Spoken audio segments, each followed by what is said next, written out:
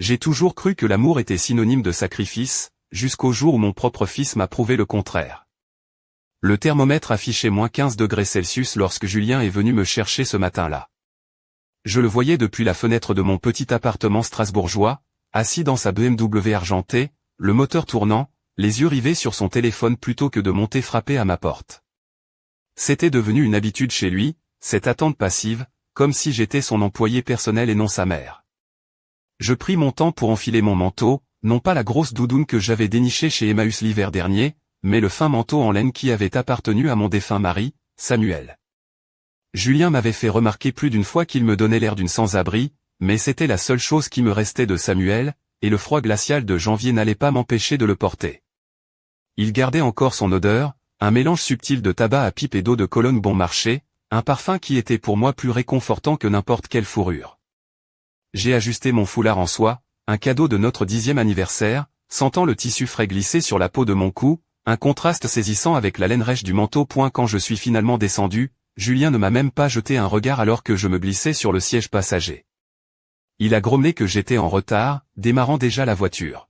« Bonjour Julien, moi aussi je vais bien, merci de demander. » Il a soupiré de cette manière qu'il avait perfectionnée depuis l'adolescence, comme si ma simple existence était un fardeau personnel. Il a dit que nous devions parler après mon rendez-vous chez le médecin.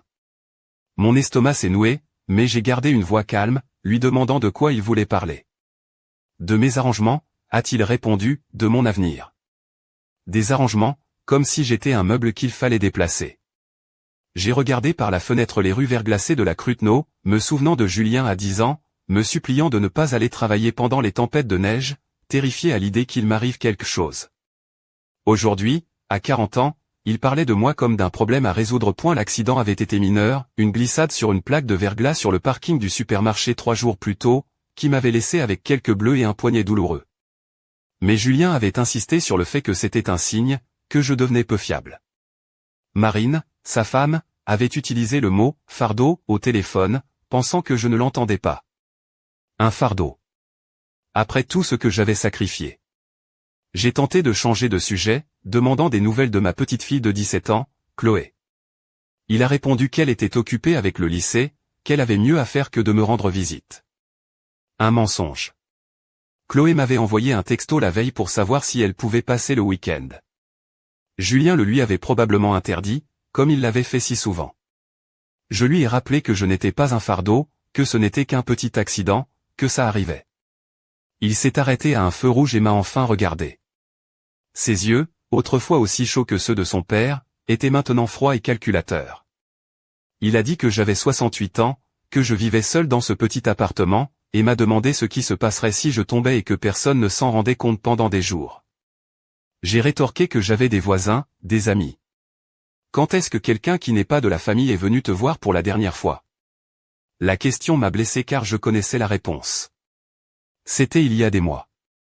Après la mort de Samuel, et surtout après que Julien a commencé à faire des remarques sur le fait qu'il était inapproprié pour sa mère de s'accrocher à des étrangers, j'avais cessé de faire des efforts pour entretenir mes amitiés. Et sa voix a pris ce ton condescendant qu'il utilisait avec ses employés. Il a expliqué que Marine et lui avaient étudié quelques options. Des endroits vraiment sympas, a-t-il dit, où je pourrais avoir de la compagnie, des activités. Des EHPAD. Des résidences pour seniors avec services médicaux sur place, un chef, des animations.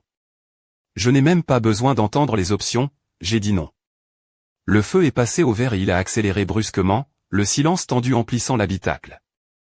Je pouvais sentir son irritation irradier depuis le siège conducteur, la même énergie qu'il avait enfant quand il n'obtenait pas ce qu'il voulait. Le rendez-vous chez le docteur Bernard fut une simple formalité. Il a confirmé ce que je savais déjà, quelques ecchymoses mineures, une entorse au poignet qui guérirait en une semaine. Rien qui ne justifiait le drame que Julien avait orchestré. Mais en retournant à la voiture, son humeur s'était encore assombrie. « Tu vois, ai-je dit en bouclant ma ceinture, je vais parfaitement bien. Juste un peu d'ibuprofène pendant quelques jours. » Il a marmonné quelque chose d'inintelligible, mais n'a pas démarré le moteur. À la place, il a sorti son téléphone et a commencé à taper furieusement. Je l'observais, remarquant la tension dans ses épaules. Finalement, son téléphone a sonné. C'était Marine. Il a répondu sèchement, « S'est-il passé quelque chose ?» « Oui, j'étais avec elle. Non, elle n'avait changé d'avis sur rien. Oui, il savait. Il est sorti de la voiture pour continuer la conversation, me laissant dans le froid. À travers le pare-brise embué, je voyais ses gestes exagérés, sa façon de faire les 100 pas comme un animal en cage. Quand il est revenu 10 minutes plus tard, quelque chose avait changé dans son expression. Il y avait une dureté qui n'était pas là avant. Je lui ai demandé si tout allait bien. Tout est parfait, maman, a-t-il répondu en démarrant. Absolument parfait. A eu lieu de prendre le chemin familier vers mon appartement, il a tourné vers l'est, en direction des zones industrielles qui bordent le Rhin et les voies ferrées. Je n'ai rien dit au début, pensant qu'il prenait un autre chemin à cause de la circulation. Mais lorsque nous avons passé le dernier feu avant que la route ne se transforme en un chemin de gravier, j'ai finalement parlé. Julien, où est-ce qu'on va? Il a dit qu'il voulait me montrer quelque chose. Lui montrer quoi? Il n'y avait rien ici. Maman, m'a-t-il interrompu, sa voix étrangement calme, je crois que tu dois apprendre à te débrouiller seul. Il s'est arrêté sur une aire déserte où le chemin de gravier rejoignait les voies ferrées. Au loin, je pouvais voir les silhouettes de quelques entrepôts, mais rien d'autre. Pas de maison, pas de magasin, pas de gens. Juste la neige, le vent et le bruit occasionnel d'un train de marchandises. Julien, ce n'est pas drôle, ramène-moi à la maison. Il est resté assis un instant, les mains sur le volant, regardant droit devant lui. Quand il a parlé, sa voix était si basse que je pouvais à peine l'entendre par-dessus le vent. Tu sais ce que Marine m'a dit hier soir? Elle a dit que tu es comme une sangsue, que tu t'accroches à nous parce que tu n'as rien d'autre dans ta vie. Les mots m'ont frappé comme une gifle. Julien, c'est cruel. Est-ce cruel, ou est-ce la vérité? Il s'est tourné vers moi, et pour la première fois depuis des années, j'ai vu quelque chose dans ses yeux qui m'a effrayé. Ce n'était pas de la colère. C'était pire. C'était du dégoût. Toute ma vie, tu as été là, jouant la martyre. J'ai tout sacrifié pour toi, Julien. J'ai eu 3 emplois pour toi, Julien. J'ai dépensé mes économies de retraite pour ta start-up, Julien. Parce que je t'aime, parce que je voulais que tu aies les opportunités que je n'ai jamais eues. Non, maman. Tu l'as fait parce que tu avais besoin qu'on ait besoin de toi. Et maintenant que j'ai construit ma propre vie, que j'ai ma propre famille, tu t'attends toujours à ce que je sois ton petit garçon reconnaissant. J'y suis sorti de la voiture avant qu'il ne puisse m'arrêter. Le vent glacial m'a coupé le visage comme des lames de rasoir, mais j'avais besoin d'air. Remonte dans la voiture, maman. Non, pas avant que tu me dises ce qui se passe vraiment. Il est sorti à son tour, laissant le moteur tourner. Je pouvais voir son souffle dans l'air glacial quand il a crié. Ce qui se passe, c'est que j'en ai marre. Marre de faire semblant que ton opinion sur ma vie m'importe. Marre que Marine doive chuchoter à ton sujet comme si tu étais un secret honteux. Marre que ma fille adolescente doive mentir sur le fait de te rendre visite parce qu'elle ne veut pas me blesser. Chaque mot était un coup de poignard. Mais ce qui a suivi a été pire. Et j'en ai surtout marre de prétendre que je ne sais pas que tu contrôles mon argent comme si j'étais un gamin. Voilà. La vraie raison derrière tout ça. Julien, cet argent, c'était pour assurer ton avenir. C'était pour me contrôler, sa voix s'est brisée, mais pas d'émotion, de quelque chose de plus laid. Jusqu'à ce que j'appelle les avocats et que je retire ton nom de tout. Il est remonté dans la voiture. J'attendais qu'il ouvre la portière passager, qu'il me crie de monter pour que nous puissions rentrer et régler ça. À la place, il a jeté mon sac à main par la fenêtre. Julien, s'il te plaît. Peut-être qu'un peu de temps seul t'apprendra à apprécier ce que tu as. Julien, tu ne peux pas me laisser ici, il gèle. Tu n'es qu'à quelques kilomètres de la ville, maman. Marche. Appelle quelqu'un. Découvre par toi-même à quel point ces amis que tu prétends avoir sont vraiment précieux. La voiture a commencé à s'éloigner avant que je puisse répondre. J'ai couru après lui sur quelques mètres, criant son nom. Mais il n'a ralenti que juste assez pour que je puisse entendre ses derniers mots flotter dans le vent glacial. Que le froid l'emporte, elle est habituée à la misère. Et puis, il est parti. Je suis resté là, au milieu de nulle part, serrant mon sac à main contre ma poitrine, regardant les feux arrière de sa voiture disparaître dans le lointain. Le choc était si total que je ne sentais même pas le froid au début. Juste un engourdissement. Mon propre fils. Mon unique enfant. Le garçon pour qui j'avais enchaîné 3 emplois pendant des années. L'adolescent que j'avais consolé sur mon épaule après l'enterrement de son père. Le jeune adulte dont j'avais financé la start-up avec mes économies de retraite parce que je croyais en lui plus qu'il ne croyait en lui-même.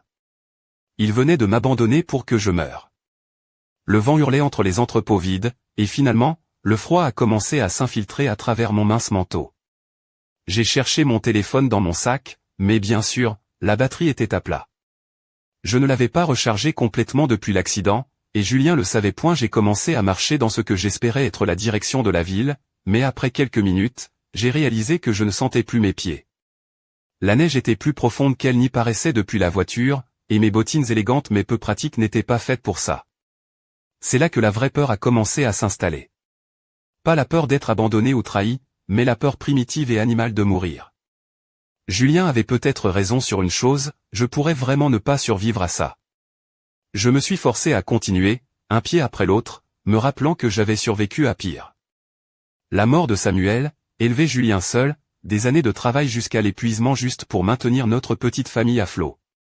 Mais mon corps n'écoutait pas mon esprit. Mes jambes semblaient peser une tonne, ma respiration devenait laborieuse, et une étrange somnolence commençait à s'installer. C'est alors que j'ai entendu le train. Pas un train de marchandises au loin, mais quelque chose de plus proche, de plus fort. Je me suis tourné vers le son et j'ai vu des lumières approcher sur les voies, plus brillantes que ce à quoi je m'attendais en plein jour. Et c'est là que mes jambes ont finalement lâché. Je suis tombé dans la neige près des voies, et pendant un instant étrange et surréaliste, j'ai pensé à ce que Julien dirait quand il l'apprendrait. Se sentirait-il coupable, ou trouverait-il un moyen de me blâmer, moi aussi, pour ça? Les lumières sont devenues plus brillantes, et j'ai fermé les yeux mais ensuite, j'ai entendu autre chose. Des pas qui couraient dans la neige. Une voix qui criait quelque chose que je ne pouvais pas tout à fait comprendre à travers le vent. J'ai ouvert les yeux et j'ai vu une silhouette courir vers moi, portant ce qui ressemblait à un uniforme de travail. Un instant, j'ai cru que j'hallucinais, que le froid avait finalement eu raison de moi. Mais la silhouette m'a rejointe, et j'ai pu voir qu'elle était réelle. Un jeune homme, peut-être dans la vingtaine, avec des yeux bienveillants et une panique sincère sur son visage. « Madame, ça va? Qu'est-ce que vous faites ici ?» J'ai essayé de répondre, mais seul un gémissement étranglé est sorti. « Ça va, ne bougez pas, je vais appeler les secours. » Alors qu'il sortait son téléphone, j'entendais sa voix, claire et calme, parler avec le SAMU. Mais ce dont je me souviens le plus, c'est la façon dont il a retiré sa propre veste, un blouson de travail épais, et l'a posé sur moi, sans hésitation, même alors qu'il commençait lui-même à trembler dans le vent glacial. C'était le premier acte de gentillesse désintéressée que j'avais connu depuis des mois. Et tandis que j'étais allongé là, attendant l'arrivée des secours, la veste d'un inconnu me tenant chaud, j'ai réalisé quelque chose qui allait tout changer. Julien avait fait une erreur. Une très grosse erreur. Parce qu'il pensait me laisser pour morte, mais il m'avait en fait laissé pour vivre. Quand je me suis réveillé dans la chambre d'hôpital, la première chose que j'ai vue fut ce jeune homme, assis sur la chaise à côté de mon lit, portant toujours son uniforme de travail bleu marine. Il s'appelait Léo. Ses mains étaient enroulées autour d'une tasse de café en carton de l'hôpital, et il avait des cernes profonds qui suggéraient qu'il était resté là toute la nuit. Il m'a demandé comment je me sentais dès qu'il a vu que j'avais ouvert les yeux. Ma gorge était sèche comme du papier de verre. J'ai réussi à murmurer que j'avais l'impression d'avoir été heurté par un train, et il a souri à ma tentative d'humour. Les médecins disaient que j'avais eu de la chance. Hypothermie au premier stade, mais ils étaient arrivés à temps. Nous sommes arrivés, a-t-il dit, comme si nous formions une équipe. Je lui ai demandé ce qu'il faisait là, si loin de la ville. Il m'a expliqué qu'il travaillait de nuit au nettoyage de la gare de triage, qu'il terminait son service quand il m'avait vu. Travaillait, au passé. Il a haussé les épaules, mais j'ai pu déceler une certaine tension. Son service se terminait à 6 heures du matin. Arrivé 3 heures en retard pour rendre son rapport n'avait apparemment pas été bien accueilli. La réalisation m'a frappé comme une vague froide. Il avait perdu son travail pour m'aider. Il a essayé de me rassurer, disant que son superviseur était un imbécile de toute façon, qu'il était temps pour lui de trouver autre chose. Il y avait une légèreté dans sa façon de le dire, mais je pouvais voir la véritable inquiétude dans ses yeux. Ce jeune homme avait sacrifié son gagne-pain pour sauver une étrangère. Je lui ai demandé s'il avait de la famille. Son expression s'est adoucie. Sa grand-mère était décédée l'année dernière. Il n'y avait que deux. Il s'était occupé d'elle pendant ces dernières années, après son AVC.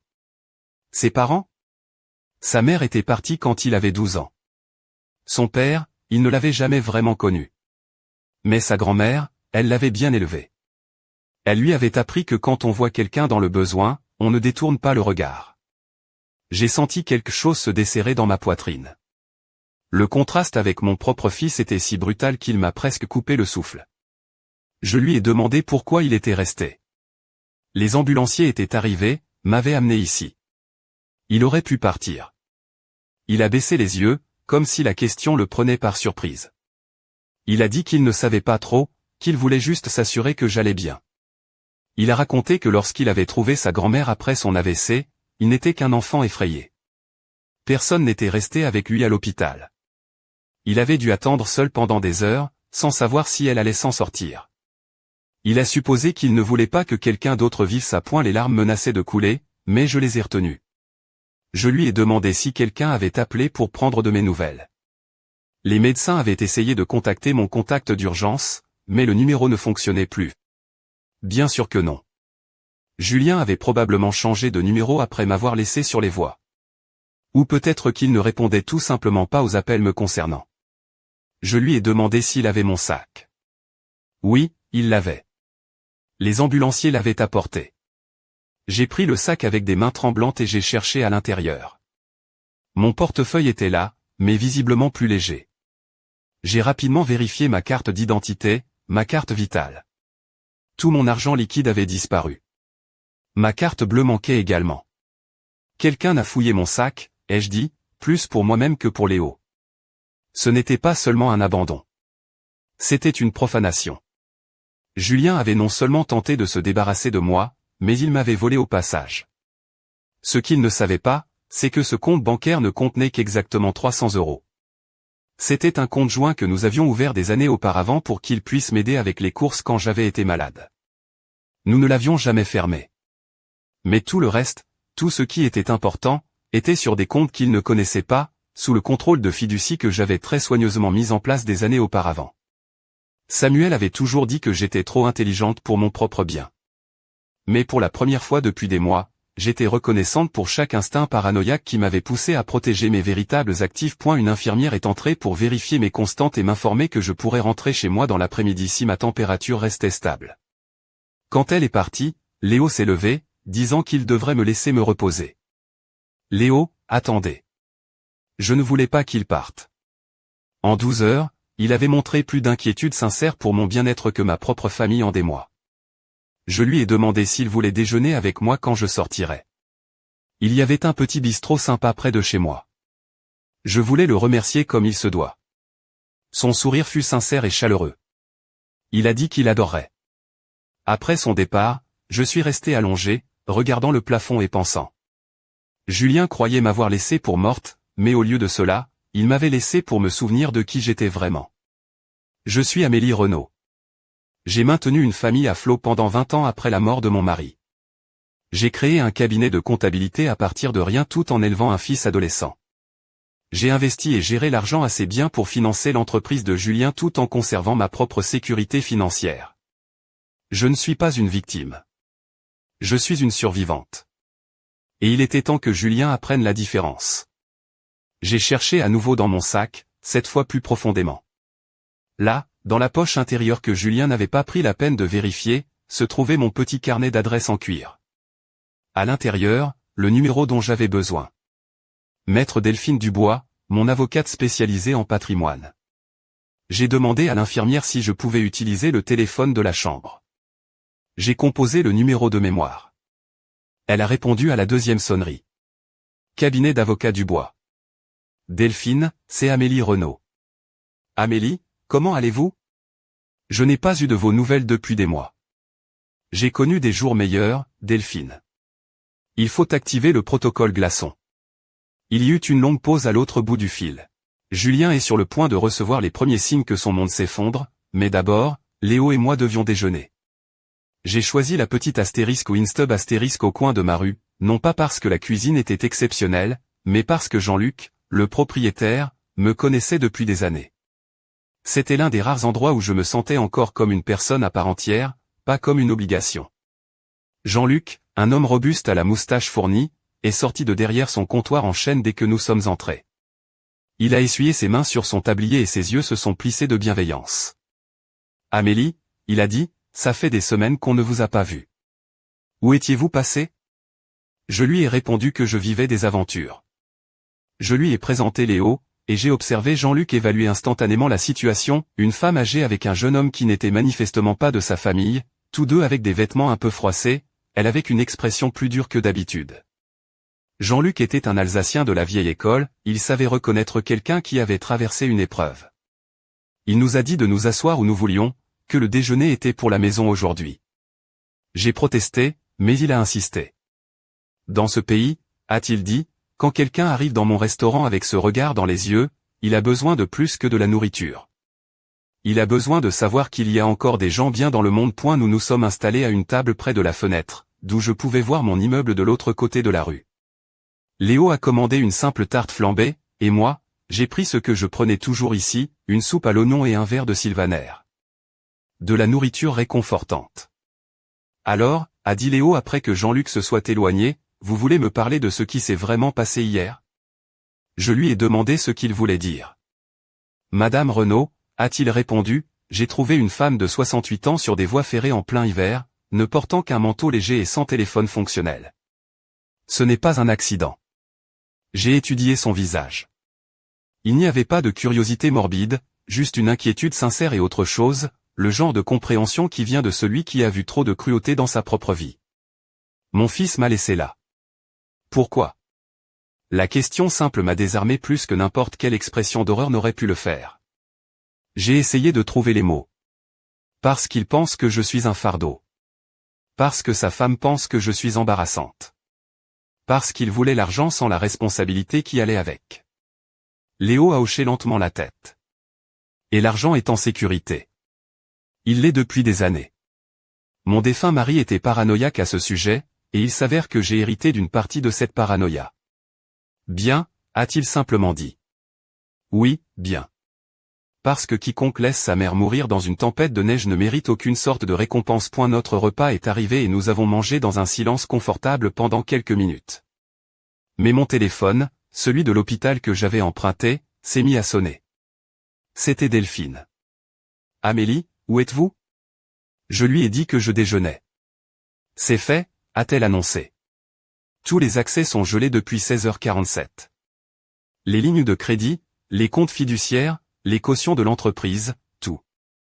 J'ai aussi déposé les documents pour transférer la gestion de la fiducie principale à mon cabinet, comme nous en avions discuté. Je lui ai demandé combien de temps il faudrait avant qu'il ne s'en rende compte. Elle a dit que cela dépendait du moment où il essaierait d'utiliser une carte de crédit ou d'accéder au fonds de l'entreprise. Mais, Amélie, il y a autre chose. J'ai reçu un appel il y a 20 minutes de sa banque, s'interrogeant sur une activité inhabituelle sur votre compte joint. Mon estomac s'est contracté. Quel genre d'activité ? Quelqu'un a essayé de virer 5000 € vers un compte externe ce matin. Le virement a été bloqué parce que la banque a remarqué qu'il provenait d'une adresse IP différente de l'habituelle, et parce que le montant était anormalement élevé pour ce compte. J'ai senti une fureur froide s'installer dans ma poitrine. C'était Julien. Il devait avoir pris ma carte bleue quand il a fouillé mon sac. Il a fouillé votre sac ? Après m'avoir laissé sur les voies ferrées. Quelqu'un a pris mon argent et ma carte. Ça ne peut être que lui. Il y eut une longue pause. Quand Delphine a de nouveau parlé, sa voix avait un tranchant que je ne lui avais jamais entendu. Amélie, c'est un vol. Un vol sur personne vulnérable. Si vous le souhaitez, je peux faire arrêter votre fils cet après-midi. L'offre a flotté dans l'air entre nous. Une partie de moi, celle qui pouvait encore sentir le froid mordant sur mon visage alors que je regardais les feux arrière de sa voiture disparaître, voulait dire oui immédiatement. Mais j'ai regardé Léo, qui pouvait clairement entendre la conversation, et j'ai vu quelque chose dans son expression qui m'a fait hésiter. Pas encore, ai-je dit à Delphine. Je veux voir ce qu'il fera quand il réalisera que le vrai argent a disparu. Vous êtes sûr ? J'en suis sûr. Mais documentez tout. S'il décide d'aggraver les choses, je veux avoir des options. Après avoir raccroché, Léo s'est penché en avant. Je peux vous demander quelque chose de personnel? À ce stade, je ne pense pas qu'il y ait quoi que ce soit qui ne soit pas personnel. Pourquoi ne voulez-vous pas qu'il soit arrêté? Il a essayé de vous voler de l'argent après vous avoir laissé pour morte. C'était une bonne question. Pourquoi? Il le méritait. N'importe quel tribunal du pays le condamnerait. Parce que, ai-je commencé, je veux qu'il ait la chance de choisir de faire ce qui est juste. Si je le fais arrêter maintenant, il pourra toujours se dire qu'il a été victime d'un malentendu. Mais si je lui donne l'occasion de venir s'excuser, de faire amende honorable, et qu'à la place il choisit de s'enfoncer, alors il saura quel genre de personne il est vraiment. Léo a souri, mais c'était un sourire triste. Vous savez, ma grand-mère disait quelque chose de similaire. Elle disait qu'on ne peut pas changer les gens, mais qu'on peut leur donner assez de cordes pour qu'ils se pendent eux-mêmes. Votre grand-mère semble avoir été une femme sage. Elle l'était. Elle disait aussi que la vraie mesure d'une personne n'était pas la façon dont elle traitait les gens qui pouvaient faire quelque chose pour elle, mais la façon dont elle traitait les gens qui ne pouvaient rien faire du tout. Ces mots sont restés avec moi alors que nous terminions notre déjeuner. Il m'est venu à l'esprit que Julien avait passé tellement de temps à me considérer comme quelqu'un qui ne pouvait rien faire pour lui, qu'il avait complètement oublié que je pouvais faire des choses contre lui. Mon téléphone a sonné à nouveau. Cette fois, c'était un numéro que je ne reconnaissais pas. Allô? Maman. La voix de Julien était tendue, presque frénétique. Où diable es-tu? Je déjeune. Tu déjeunes? Je t'ai cherché partout. Je suis retourné là où je t'avais laissé, et tu n'y étais pas intéressant. Il était donc revenu me chercher. C'était quelque chose. Quand es-tu retourné, Julien? Ce matin, vers 8 heures. Maman, il se passe quelque chose de bizarre avec les comptes. Ah oui? Ma carte de crédit a été refusée chez le boulanger, et quand j'ai appelé la banque, ils ont parlé de fonds gelés. Et puis, quand j'ai essayé d'accéder au compte de secours de l'entreprise. Le compte de secours de l'entreprise qui est garanti par mes actifs. Oui, celui-là. Maman, qu'est-ce qui se passe? Je pouvais entendre la panique réelle dans sa voix maintenant. Pas seulement de la confusion ou de la frustration, mais une peur sincère. Où es-tu maintenant, Julien? Au bureau. Enfin, sur le parking du bureau. Je ne peux pas entrer parce que mon badge d'accès a aussi été désactivé. Je suppose qu'il est difficile de maintenir un bureau quand on ne peut pas payer le loyer. Maman, ce n'est pas drôle. Qu'est-ce que tu as fait? Ce que j'aurais dû faire il y a des années, Julien. Je me suis protégé. Tu t'es protégé? Je suis ton fils. Oui, tu le es. Tu es le fils qui m'a laissé pour morte dans une tempête de neige parce qu'il pensait que ce serait plus pratique que je sois morte. Il y eut un long silence à l'autre bout du fil. Quand il a de nouveau parlé, sa voix avait changé. Moins de panique, plus de calcul. Écoute, j'ai peut-être surréagi hier. Peut-être que te laisser marcher n'était pas la meilleure chose à faire. Me laisser marcher? Je veux dire, j'aurais pu mieux gérer la situation. Mais maman, il faut qu'on arrange ça.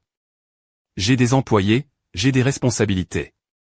Tu ne peux pas détruire la vie d'autres personnes parce que tu es en colère contre moi. Et voilà. Même pas une véritable excuse. Juste de la manipulation et la suggestion que c'était moi qui étais irresponsable. Julien, t'es-tu déjà demandé comment j'avais survécu la nuit dernière? Tu as manifestement trouvé un moyen de rentrer. Un étranger m'a sauvé. Un agent d'entretien qui a vu une femme âgée s'effondrer dans la neige et qui a appelé une ambulance. J'ai passé la nuit à l'hôpital, traité pour hypothermie. Une autre pause, plus courte cette fois. Bon, je suis content que tu ailles bien. Mais maintenant, il faut qu'on se concentre pour régler ce malentendu. Il n'y a pas de malentendu, Julien. Il y a des conséquences. Maman, sois raisonnable. Je suis parfaitement raisonnable. Je protège mes actifs de quelqu'un qui a essayé de me voler 5000 € ce matin. Voler? Ce compte est joint. Ce compte contient mon argent. Et à partir du moment où tu m'as abandonné hier, tu as perdu tout droit moral d'y accéder. C'est ridicule. Je viens te voir tout de suite et Julien allait me coûter cher, mais d'abord, il fallait que je trouve un endroit où loger qui ne soit pas mon appartement. Léo m'a aidé à monter chercher quelques affaires essentielles après le déjeuner. En arrivant au 5e étage, j'ai entendu les cris depuis le couloir. Ouvre cette porte, maman. Je sais que tu es là. Julien se tenait devant ma porte, martelant le cadre de son poing. Marine était à ses côtés, tenant son téléphone comme si elle filmait la scène. Son manteau de créateur, d'un blanc immaculé, contrastait violemment avec la rage qui déformait son visage habituellement parfait. Ses lèvres, d'un rouge impeccable, crachaient des mots que je ne pouvais pas encore distinguer. Elle est en train d'enregistrer, ai-je murmuré à Léo. On dirait bien, a-t-il répondu. Probablement pour montrer à quel point vous êtes déraisonnable. Nous les avons observés depuis le coin du couloir. Julien avait une mine affreuse. Les cheveux en désordre, les mêmes vêtements que la veille, les yeux injectés de sang. Marine, au contraire, était tirée à 4 épingles, comme si ce n'était qu'un autre type de performance sociale pour elle. Elle portait des bottines à talons fins qui claquaient sur le carrelage avec une impatience agacée, et un sac de luxe pendait à son bras, une armure contre le désordre de la situation. « Amélie » a crié Marine en direction de la porte, « c'est ridicule. Sors immédiatement et répare le gâchis que tu as créé. » Le gâchis que j'ai créé, ai-je marmonné. Léo a posé une main douce sur mon bras. Y a-t-il un autre moyen d'entrer dans votre appartement? Il y a un escalier de secours qui donne sur mon balcon. Mais il faudrait que je passe par l'appartement de Madame Tran, au 4e étage. Vous faites confiance à Madame Tran? Plus qu'à ma propre famille, apparemment. Nous sommes descendus d'un étage et avons frappé à la porte de Madame Tran. C'était une femme de 75 ans qui avait émigré du Vietnam 30 ans plus tôt et qui faisait le meilleur thé au jasmin de l'immeuble. Amélie, a-t-elle dit en ouvrant la porte. Qu'est-ce que c'est que tout ce bruit à l'étage? Des problèmes de famille, Madame Tran. Pourrions-nous utiliser votre balcon pour atteindre le mien? J'ai juste besoin de récupérer quelques affaires. Madame Tran a étudié mon visage, puis a regardé Léo, puis de nouveau moi. Comme Jean-Luc, elle avait ce don de lire rapidement les situations. Bien sûr. Du thé, peut-être, après? Merci. Il m'a fallu 15 minutes pour escalader l'escalier de secours rouillé et entrer dans mon propre appartement par le balcon. Le métal froid me glaçait les mains à travers mes gants fins. Je pouvais entendre Julien et Marine se disputer encore dans le couloir, mais leur conversation avait changé. Peut-être qu'on devrait appeler la police, disait Marine. Signaler qu'elle est mentalement incapable. Ça ne marchera pas, a répondu Julien. Il nous faudrait des évaluations médicales, des témoins. Et le concierge? Ce jeune type qui était avec elle au restaurant. Je parie qu'il profite d'elle. Le concierge? Je les ai vus par la fenêtre quand nous sommes passés devant le bistrot.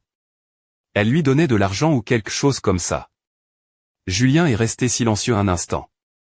Puis, il a dit, Marine, tu es un génie. J'ai rapidement emballé des vêtements pour quelques jours, mes médicaments, mon ordinateur portable et, le plus important, la boîte à chaussures du placard qui contenait tous mes documents importants.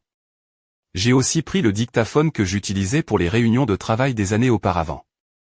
En redescendant par l'escalier de secours, j'ai entendu que Julien avait recommencé à frapper à la porte, mais maintenant il criait des choses différentes. Maman, on sait qu'il y a quelqu'un avec toi qui profite de toi. On va appeler les services de protection des adultes. Léo m'attendait dans l'appartement de Madame Tran avec une expression sombre. Vous avez entendu? Ai-je demandé. Chaque mot. Ils essaient de monter un dossier pour prouver que je vous manipule afin de prendre le contrôle de vos finances. Madame Tran est apparue avec un plateau de thé. Votre fils est très bruyant, et très impoli. Je ne l'aime pas. Moi non plus, je ne l'aime pas beaucoup en ce moment, Madame Tran. Vous avez besoin d'un endroit où rester? J'ai un canapé très confortable. L'offre m'a tellement touché que j'ai failli pleurer. Voilà une autre étrangère enfin, pas tout à fait une étrangère, mais pas de la famille non plus qui offrait de l'aide sans rien demander en retour. Merci, mais je pense qu'il vaut mieux que je ne sois pas dans l'immeuble pendant quelques jours. Je ne veux pas vous créer de problème. Où irez-vous? J'ai regardé Léo. Tu connais un endroit pas cher où je pourrais rester? En fait, j'ai une meilleure idée. Mon voisin est parti pour 2 semaines voir sa famille à La Réunion. Il m'a demandé de garder son appartement. C'est un 2 pièces, rien de luxueux, mais c'est propre et il y a tout ce qu'il faut. Je ne peux pas te demander ça. Vous ne me le demandez pas. Je vous le propose. Madame Tran a hoché la tête en signe d'approbation. C'est un bon garçon. Accepter l'aide quand elle est offerte avec un bon cœur. Une heure plus tard, je m'installais dans un petit appartement dans le quartier du Neudorf. C'était modeste mais propre, avec une petite cuisine et une vue sur une cour où des enfants jouaient au football malgré le froid. Léo m'a aidé à déballer mes quelques affaires, puis s'est assis à la petite table de la cuisine pendant que je préparais du café. « Qu'est-ce que vous comptez faire maintenant ?» a-t-il demandé. Honnêtement, je ne sais pas. Une partie de moi veut juste disparaître. Déménager dans une autre ville, recommencer à zéro. Et l'autre partie ? J'ai réfléchi à la question en servant le café. L'autre partie se souvient de quelque chose que mon mari disait souvent. Il disait que lorsque quelqu'un vous montre qui il est vraiment, il faut le croire la première fois. Julien vous a montré qui il est. Oui. Mais il y a d'autres personnes impliquées. Sa fille, Chloé. Mais, eh bien, je n'ai plus beaucoup d'amis, mais il y a des gens comme Jean-Luc et Madame Tran qui pourraient être affectés si ça tourne vraiment mal. Mon téléphone a sonné. C'était Delphine. Amélie, il faut que je vous parle. Vous êtes dans un endroit sûr? Oui, que se passe-t-il? J'ai reçu un appel d'un avocat représentant votre fils. Il menace de porter plainte pour ce qu'ils appellent une manipulation financière sur personnes âgées. Il suggère également que vous pourriez être sous l'influence indue d'un tiers. J'ai regardé Léo, qui pouvait clairement entendre la conversation. Il a secoué la tête, mais n'avait pas l'air surpris. C'est sérieux? Pas très, juridiquement parlant. Vous avez des documents clairs prouvant que ces protections ont été mises en place des années avant ces événements. Mais, Amélie, j'ai aussi reçu un autre appel. D'un journaliste. Un journaliste? Son nom est Thomas Meyer. Il dit qu'il travaille sur un article concernant l'abus financier des personnes âgées, et que le nom de votre fils est apparu dans ses recherches. Comment? Apparemment, lorsque tous ces actifs ont été gelés hier, cela a déclenché des systèmes d'alerte automatiques.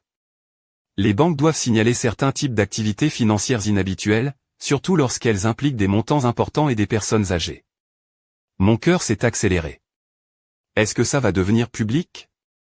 Pas nécessairement. Le journaliste veut vous parler, mais vous n'êtes pas obligé de dire quoi que ce soit. Cependant, Amélie. Je pense que vous devriez envisager de lui parler. Pourquoi? Parce que je fais ce métier depuis 15 ans, et ce que votre fils vous a fait n'est pas unique. Ça arrive tout le temps. Des personnes âgées manipulées, menacées ou abandonnées par des membres de leur famille qui veulent leur argent. Et la plupart des victimes ne parlent jamais, par honte, ou parce qu'elles ne veulent pas blesser leur famille, ou parce qu'elles n'ont pas les ressources pour se battre. J'ai regardé par la fenêtre les enfants qui jouaient dans la cour. L'un d'eux, un petit garçon, était tombé et pleurait. Immédiatement, les autres enfants ont arrêté de jouer et ont couru pour l'aider. Sans hésitation, sans calculer ce qu'ils y gagneraient. C'était le genre de gentillesse instinctive que Julien avait perdu en cours de route. Le journaliste semble légitime. J'ai fait des recherches sur son travail. Il a remporté des prix pour des reportages d'investigation sur la négligence dans les EHPAD et les escroqueries visant les personnes âgées. Ce n'est pas un journaliste à sensation. Je peux y réfléchir? Bien sûr. Mais, Amélie, il y a autre chose que vous devez savoir. Votre fils est allé voir les médias en premier. Que voulez-vous dire? Il y a une publication sur le compte de son entreprise sur les réseaux sociaux depuis ce matin. Une publication sur la façon dont il traverse une crise familiale et demande des pensées et prières pendant cette période difficile. Il dépeint la situation comme si c'était vous qui causiez des problèmes. J'ai senti cette fureur froide à nouveau, mais cette fois, c'était différent. Ce n'était pas personnel. C'était une sorte de rage clinique, calculée. Envoyez-moi les coordonnées du journaliste. Vous êtes sûr? Pas entièrement. Mais je pense qu'il est temps que quelqu'un raconte ma version de l'histoire. Après avoir raccroché, Léo me regardait avec une expression que je ne pouvais pas tout à fait déchiffrer. Quoi? Ai-je demandé. Rien. Vous me rappelez juste ma grand-mère quand elle a finalement décidé d'affronter le propriétaire qui essayait de l'expulser de son appartement. Elle avait le même regard. Qu'est-il arrivé au propriétaire? Il s'est avéré qu'il escroquait plusieurs locataires âgés.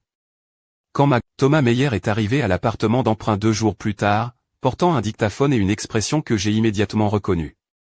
C'était le même regard que j'avais lorsque je travaillais sur des cas de comptabilité judiciaire, la détermination tranquille de quelqu'un qui a vu trop de chiffres qui ne collaient pas. Il était plus jeune que ce à quoi je m'attendais, peut-être la trentaine, avec des cheveux bouclés et des lunettes qu'il repoussait constamment sur son nez. Son allure était sobre, un simple pull en laine sur une chemise, mais son regard était d'une intensité perçante.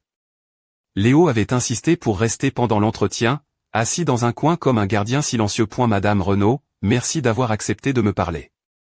Je sais que cela doit être difficile. Appelez-moi Amélie. Et oui, c'est difficile, mais nécessaire. Thomas a posé son dictaphone sur la table basse et l'a allumé. Avant de commencer, il a tenu à clarifier quelque chose. Il ne s'agissait pas de vengeance ou d'humiliation. Il travaillait sur une série d'articles sur les schémas d'abus financiers envers les personnes âgées, en particulier au sein des familles. Il m'a demandé s'il pouvait utiliser mon nom. Seulement si je le souhaitais. Il pouvait garder tous les détails d'identification anonyme. J'y ai réfléchi. Une partie de moi voulait que le monde entier sache exactement ce que Julien avait fait. Mais une autre partie, celle qui se souvenait encore de lui apprendre à faire du vélo, voulait le protéger des conséquences de ses propres actes. Gardons l'anonymat pour l'instant, ai-je dit, mais je veux que l'histoire soit racontée correctement. Bien sûr. Il a consulté ses notes.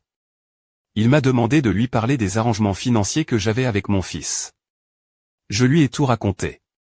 Comment j'avais financé les études de Julien après la mort de Samuel. Comment j'avais débloqué mon assurance vie pour lui donner le capital de départ de son entreprise. Comment nous avions structuré les comptes pour qu'il puisse accéder à des lignes de crédit garanties par mes actifs, mais à la condition que je garde le contrôle final. Et il était au courant de ces garanties? Il les connaissait, mais il ne les comprenait pas. Julien a toujours été intelligent, mais jamais avec l'argent. Il supposait que, parce qu'il pouvait accéder au fonds, il en avait le contrôle. Quand la relation a-t-elle commencé à changer? J'ai fait une pause, me souvenant du moment où son entreprise a commencé à avoir du succès, où Marine est entrée en scène. Soudain, je n'étais plus la maman qui l'avait aidé à construire tout ça, mais la maman qui le freinait. Il m'a demandé d'être plus précise. J'ai parlé des petites choses. Les commentaires sur mon appartement, jugés inadaptés aux réunions de famille. Les suggestions pour que je simplifie mes finances. La pression pour que je leur donne le contrôle total des comptes pour faciliter les choses pour tout le monde. Il prenait des notes rapidement. Et l'incident qui a conduit au gel des actifs? J'ai raconté l'accident, le rendez-vous chez le médecin, l'abandon sur les voies ferrées. Thomas est resté très silencieux pendant cette partie, ne demandant que des éclaircissements occasionnels sur des détails spécifiques. Avez-vous des preuves de cela? Léo peut corroborer le fait de m'avoir trouvé là-bas. Les dossiers de l'hôpital montrent que j'ai été traité pour hypothermie. Et j'ai hésité. J'ai ça. J'ai sorti mon petit dictaphone. J'ai enregistré la conversation téléphonique que j'ai eue avec Julien le lendemain, quand il m'a appelé au sujet des comptes gelés. Vous l'avez enregistré sans son consentement? Oui. Honnêtement, après ce qui s'était passé, j'ai senti que je devais me protéger. Puis-je l'écouter? J'ai lancé l'enregistrement. La voix de Julien a rempli la petite pièce, pleine de panique et d'indignation, mais remarquablement vide de toute excuse réelle ou d'inquiétude pour mon bien-être. Lorsque nous sommes arrivés à la partie où il disait « Peut-être que te laisser marcher n'était pas la meilleure chose à faire », j'ai vu Thomas grimacer. « C'est assez accablant », a-t-il dit lorsque ce fut terminé. Ce qui m'a le plus frappé, c'est qu'il n'a même pas demandé comment j'avais survécu. Il a juste supposé que j'avais trouvé un moyen de rentrer chez moi. Léo a parlé pour la première fois depuis le début de l'entretien.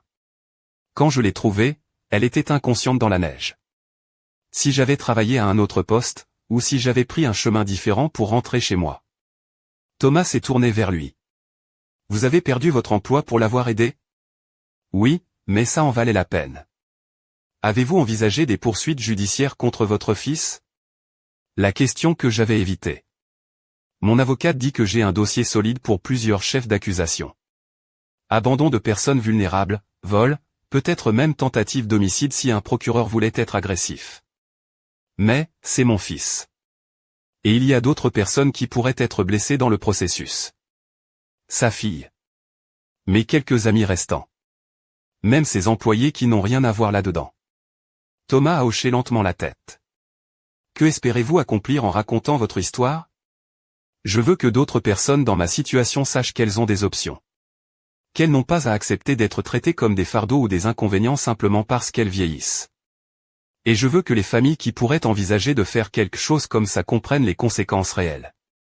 Julien pensait qu'il pouvait simplement se débarrasser de moi et continuer à avoir accès à tout ce que j'avais construit. Il pensait que la structure financière que nous avions créée n'était qu'une formalité. Mais ces structures existent pour une raison. Et maintenant, il fait l'expérience de ce que c'est que de construire quelque chose à partir de zéro. Sans mon argent. Sans mes garanties. Sans mon soutien. S'il y arrive, alors peut-être qu'il mérite de réussir. Sinon. J'ai haussé les épaules. Alors je suppose que nous découvrirons de quoi son entreprise était vraiment faite. Après le départ de Thomas, Léo et moi sommes restés assis en silence pendant un long moment. Finalement, il a parlé. Comment vous sentez-vous? Étrange. Comme si j'avais franchi une sorte de ligne. Vous pensez que vous avez bien fait? Demandez-moi dans une semaine. Ce soir-là, Delphine m'a appelé avec des nouvelles. Julien avait engagé un nouvel avocat, un plus agressif, qui menaçait de toutes sortes de poursuites. Mais il avait aussi commencé à passer des appels intéressants. À des investisseurs potentiels. Il semble qu'il essaie de lever des capitaux pour maintenir son entreprise à flot sans vos garanties. Et d'après mes sources, ça ne se passe pas bien. Il s'avère que lorsque les investisseurs font une véritable vérification de son modèle économique, ils découvrent qu'une grande partie de ses actifs étaient en réalité les vôtres. Et ses employés? Certains ont déjà commencé à chercher un autre travail. Le bruit court que l'entreprise n'est peut-être pas aussi stable qu'il n'y paraissait. Je me suis senti mal pour eux. Ces gens n'étaient pour rien dans les décisions de Julien. Delphine, y a-t-il un moyen de protéger les employés si l'entreprise s'effondre? Vous envisagez de financer une sorte d'indemnité de départ? Peut-être. Il faudrait que ce soit structuré de manière à ce que Julien ne puisse pas y accéder. Mais Amélie, vous êtes trop généreuse. Ce n'est pas de la générosité. C'est de la justice. Ces gens ont fait confiance à Julien, tout comme moi. La différence, c'est qu'ils n'ont pas de protection financière. Laissez-moi voir ce que je peux faire. Le lendemain, quelque chose d'inattendu s'est produit. Léo m'aidait à installer un ordinateur portable prêté pour commencer à travailler sur ce qu'il avait appelé le projet de site web, lorsque mon téléphone a sonné. C'était Chloé. Mamie Amélie, je peux te voir? Bien sûr, ma chérie. Où es-tu? Au lycée, mais je finis à 15h30. Je peux prendre le bus pour venir où tu es. Tes parents savent que tu m'appelles? Non. Et je préférerais qu'ils ne le sachent pas. S'il te plaît, mamie. J'ai besoin de te parler. Je lui ai donné l'adresse, et 2 heures plus tard, ma petite fille de 17 ans était assise à la petite table de la cuisine, buvant un chocolat chaud et paraissant plus mûr que dans mon souvenir. Mamie, qu'est-ce qui se passe vraiment? Papa et maman n'arrêtent pas de dire que tu es malade, que quelqu'un te manipule. Mais tu n'as pas l'air malade. Je ne suis pas malade, Chloé. Je fais juste quelques changements dans ma vie. Des changements comme quoi? J'ai choisi mes mots avec soin. Comme décider que je ne laisserai plus les gens me traiter mal simplement parce que je vieillis. Papa te traitait mal? Qu'en penses-tu? Chloé a baissé les yeux. Ces derniers temps, il disait des choses vraiment horribles sur toi. Et maman aussi. Ils disent que tu es égoïste, que tu essaies de ruiner leur vie. Et toi, qu'est-ce que tu en penses? Je pense que tu es la personne la moins égoïste que je connaisse. Je pense que papa a toujours pris pour acquis tout ce que tu as fait pour lui. Et je pense. Elle s'est arrêtée, des larmes dans les yeux. Je pense que quelque chose de très grave s'est passé, et il ne veut pas que je sache quoi. C'était une fille intelligente. Chloé, tu voudrais m'aider avec quelque chose? Avec quoi?